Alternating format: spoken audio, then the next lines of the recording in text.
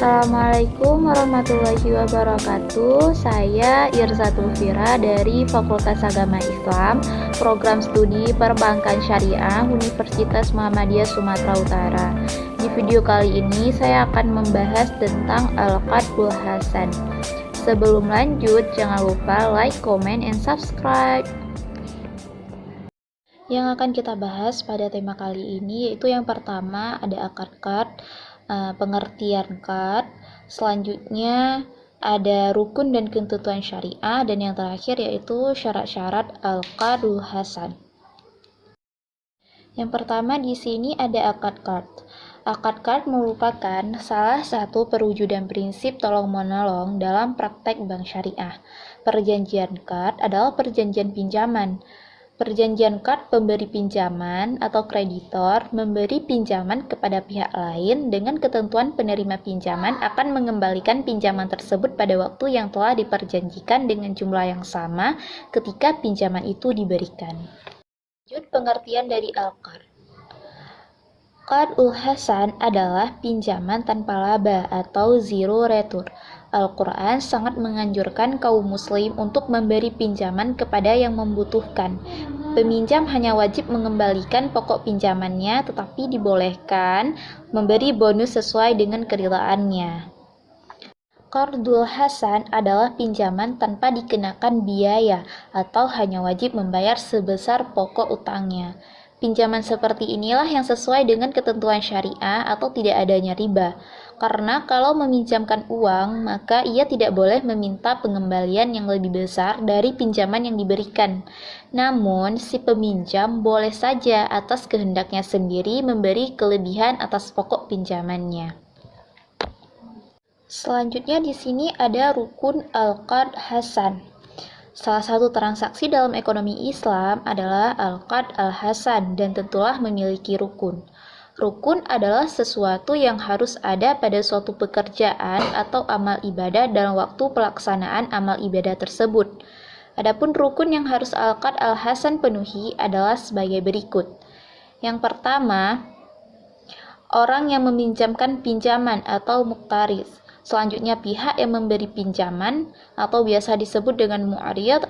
Selanjutnya ada objek akad yang merupakan pinjaman yang dipinjamkan oleh pemilik kepada pihak yang menerima pinjaman. Dan yang terakhir adanya ijab kabul atau sikhah, perkataan yang diucapkan oleh pihak yang menerima pinjaman dari orang yang memberi barang pinjaman atau ucapan yang mengandung adanya izin yang menunjukkan kebolehan untuk mengambil manfaat dari pihak yang menerima pinjaman. Selanjutnya di sini ada ketentuan syariah, yaitu pelaku harus cakap hukum dan balik. Selanjutnya objek akad, yaitu jelas nilai pinjamannya dan waktu pelunasannya. Kemudian peminjam diwajibkan membayar pokok pinjaman pada waktu yang telah disepakati. Tidak boleh diperjanjikan akad ada penambahan atas pokok pinjamannya. Namun peminjam dibolehkan memberikan sumbangan secara sukarela. Selanjutnya, apabila memang peminjam mengalami kesulitan keuangan, maka waktu peminjaman dapat diperpanjang atau menghapus sebagian atau seluruh kewajibannya.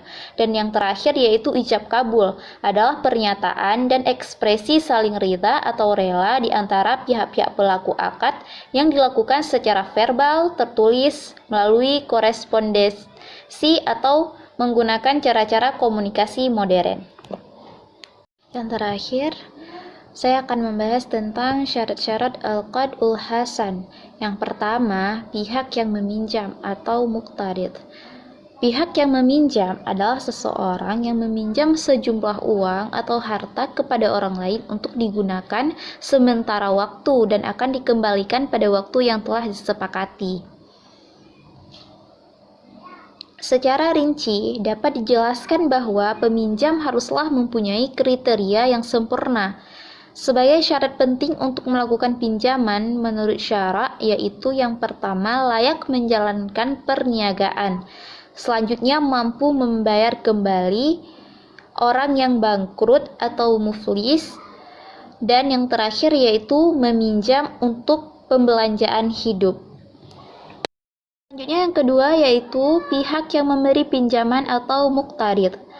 Seseorang yang memberikan pinjaman yang berbentuk uang atau harta miliknya untuk dipinjamkan kepada orang lain yang membutuhkannya. Dan ini memiliki syarat tertentu dalam hal memberi pinjaman, antara lain adalah yang pertama, ahli tabarrud, yaitu orang yang layak memberi sumbangan dan harus melakukan perniagaan seperti muamalah jual beli, pinjaman, sewa menyewa, dan gadai menggadaikan. Selanjutnya di sini ada pemilik yang benar. Yang memberikan pinjaman juga harus benar terhadap harta yang dipinjamkannya dan harta tersebut diperoleh dari yang halal. Dan yang terakhir di sini adanya ijab kabul atau sikhah. Lafaz akad adalah ijab kabul. Ijab kabul merupakan gabungan dari dua kata ijab dan kabul. Ijab adalah permulaan penjelasan yang keluar dari salah seorang yang berakad sebagai gambaran kehendaknya dalam mengatakan akad, sedangkan kabul adalah perkataan yang keluar dari pihak yang berakad pula yang diucapkan setelah adanya ijab. Yang dimaksud dengan pengucapan akad itu adalah ungkapan yang dilontarkan oleh orang yang melakukan akad untuk menunjukkan keinginannya yang mengesankan bahwa akad tersebut sudah berlangsung. Berikut adalah gambar dari kegiatan sosial dari Qardul Hasan, di mana bank dan pengusaha akan melakukan akad Qardul Hasan, dan bank akan memberikan modal 100% kepada pengusaha, dan dari kegiatan usaha tersebut akan menghasilkan keuntungan serta modal. Keuntungan tersebut akan menjadi milik dari pengusaha, dan modal akan dikembalikan 100% kepada bank tersebut. Sekian video kali ini. Saya mengucapkan terima kasih kepada yang sudah meluangkan waktu untuk menonton video kali ini, dan saya minta maaf apabila ada kesalahan kata maupun dalam pengambilan informasi. Sekian, wassalamualaikum warahmatullahi wabarakatuh.